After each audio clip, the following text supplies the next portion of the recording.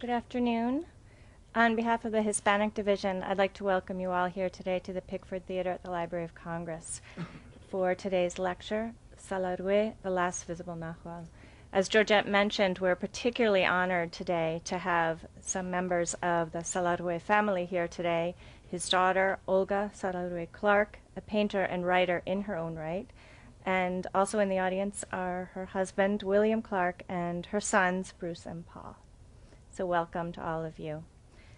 Today's lecturer, Ricardo Aguilar, is a native of El Salvador who studied painting at the Escuela de Artes Plásticas and later in the United States at San Francisco State College. When he returned to El Salvador, he exhibited at a number of venues and also has exhibited in France and Peru. His paintings reflect the unseen, the magical, and the hidden realms of reality. His paintings are tactile expressions of his passions and his spirituality. And there are currently a dozen of his works on exhibit at the Alvear galleries on 8th Street Southeast, close enough to go on your lunchtime. It's right here on Capitol Hill. So please go between September 8th and the 23rd to view those. Through his writings, Ricardo Aguilar has also sought to express his connection to the spiritual world and to his native El Salvador.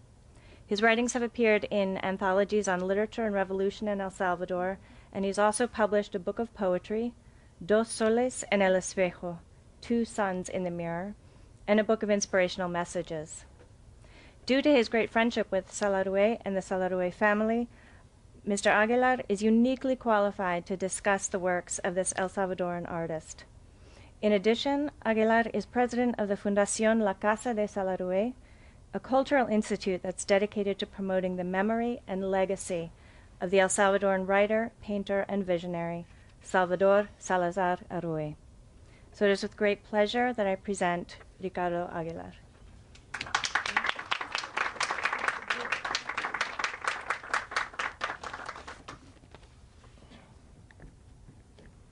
Good afternoon. First of all, I would like to thank the authorities of the Library of Congress who allowed us to be here today, and Mrs. Raquel Barreto Edensworth, who was the person who did the connection, and it's doing a lot of work for El Salvador culture. And her husband, John, who have us at his house as a guest, and has supported us every day with Roberto. So thank you. And then the rest of the public here, and of course my very good friends, the Salarue family, which I had a pleasure to meet yesterday, his grandson Paul, Bruce I met in Cusco, and Olga I know from many years now, and the beautiful guy Bill. So I will give a general reading about Salarue life, and the times and moments in which he published books and in which he did painting expositions. And what I would like the most, now that we have the privilege to have Olga here and his family, a Salarue family, if you feel in the middle of it, if you want to make questions, if you want to ask things about Salarue, feel free to do it.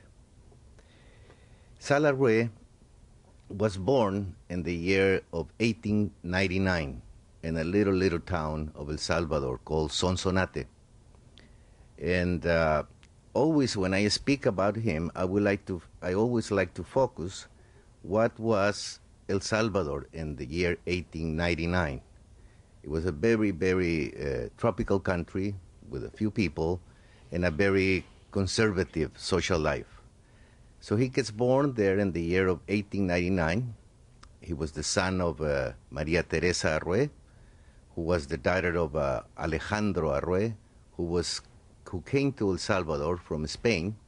That first he passed through Cuba, then he went through Guatemala. He was a professor. He published drama in Guatemala, and he did schools in Cuba. He got married in Guatemala with a Salvadorian. He got his family in Guatemala, and then I think because of his wife, who was Salvadorian, they moved to El Salvador. And he stayed in Santa Ana, another city of El Salvador, in which he was doing teachings too, as a professor. So Salarue got born in the year 1899 in Sonsonate. which is a province of El Salvador that it was very much populated at that time for the Indians, the Izalco Indians. And at that time, it was the Izalco Indians. They have just been taking away all their lands in the late